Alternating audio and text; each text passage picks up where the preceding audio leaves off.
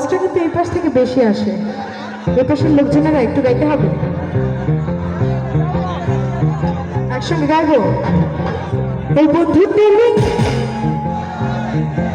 ও বন্ধু তেমনি, ও বন্ধু তেমনি।